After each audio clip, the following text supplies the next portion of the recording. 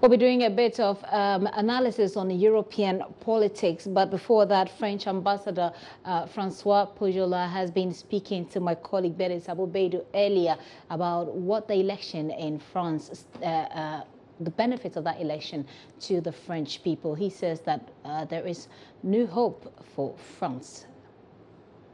I see only a bright future for Europe and France in Europe. We have many challenges ahead of us, but now that it is very clear that the French people and France is completely pro-European oriented, I don't see any major hurdle to prevent us to move ahead and make new progress for the European integration. Most European leaders, of course, congratulated the new president, the president-elect of France, Emmanuel Macron, and especially coming from Germany, German Chancellor Angela Merkel, saying that France was, I don't want to quote exactly, but something like back again at the heart of Europe. As you know, the history again at the European integration was mainly about France and Germany coming closer together and making proposals to the rest of Europe to find ways to move forward together. Well, there are two faults, I would say. On the one hand,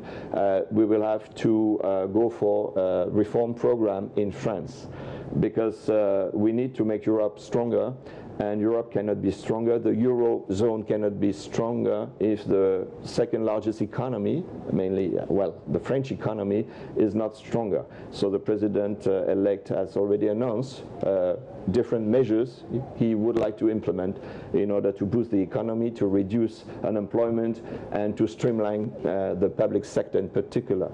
The second aspect at the European level would be to discuss with our European partners about how to best prepare for the future, what kind of investments we should make together to prepare for the future in terms of research, education, or infrastructure. And of course, there will be also external aspects, because we have major conferences ahead of us, especially Africa Union, European Union Summit next November in Abidjan. So we would like also at the French and European level to show that our African partners matter, and how to see the best way to move ahead for a more sustainable and inclusive growth and development in Africa.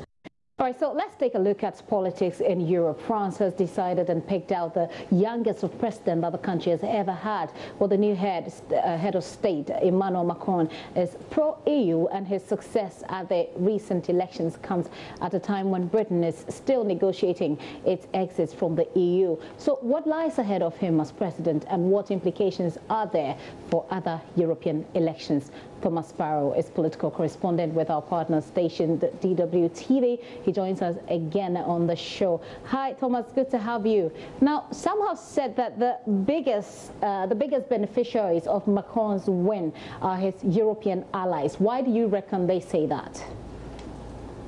Well, essentially because it's not Marine Le Pen. Marine Le Pen was openly skeptical of anything that had to do with the European Union, the Eurozone, the currency, the euro. So basically there is obviously relief in the European Union that it was not her who won the elections last week, but rather Mr. Macron. And that's something that we obviously saw in the reactions that have been coming in the last few days, particularly here in Germany. There was obviously relief as well, because they see Germany and France's alliance as one that is vital for the European project, and one that they obviously want to keep in the next few years. So obviously from that perspective it's relief coming from Europe, although it is still a big question what Mr. Macron will be able to achieve. One thing is what he has said, one thing is what he has proposed, another very different matter is what he can actually achieve.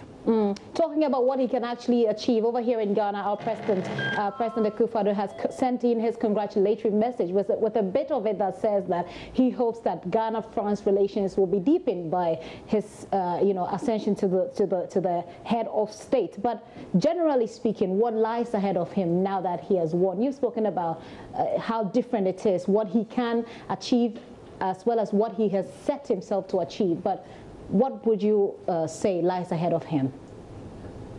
Well, his first challenge, and it's indeed a very big challenge, is to try and cement his influence at home. The big challenge that lies ahead for him is in June with the parliamentary election in France, and obviously also abroad. He will have a certain number of challenges.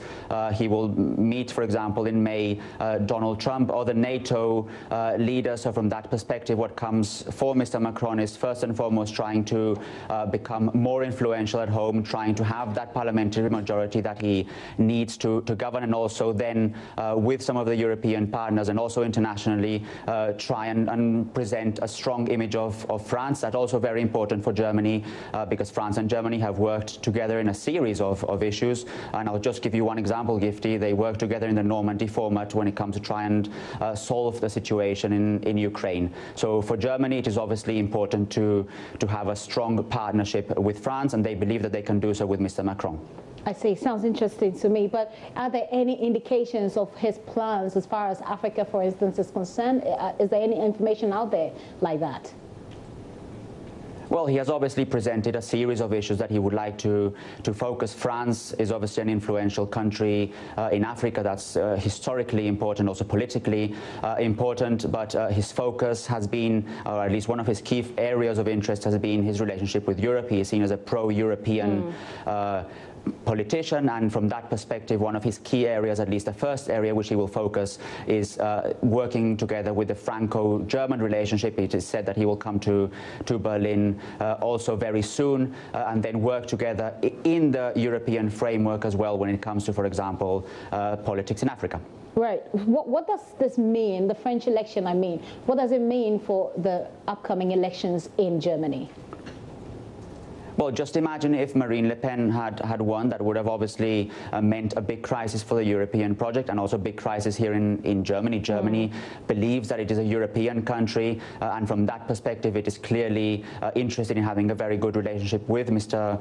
Macron, and that will happen irrespective of who wins the next elections here in Germany. A very different matter is whether Mr. Macron will be able to implement some of his policies in the European area, because, for example, Germany's finance minister has said that some of his proposals in the Eurozone would need changes in the EU treaties, and that's something that he doesn't see as realistic at the time. So again, I think it has to be clearly said that one thing is what he is presenting, one thing is what he is proposing, another different thing is what can actually be the reality when it comes to his proposals at home and also on a European level. I see. Well, my final question before you go, Thomas, will be that there are a lot of issues that came up during the French elections. The major one was just getting to the run of the hacking issue that came up. I don't know if there are any lessons that Germany particularly will be taking from that issue and others that came up. Well, Germany is obviously interested in finding out what happened in France and also making sure it doesn't happen here in Germany in the run-up to the elections. That's a topic that's been hotly debated here in Germany, and one that also concerns politicians, one that they certainly want to avoid when it comes to September 24 election. Okay, thank you so much, Thomas. It's good to cross over to Germany. We're back in Ghana right now. Thomas Sparrow is political correspondent for our partner station DWTV in Germany, and we've been, just touching base with them for a quick info on how politics is panning out in Europe.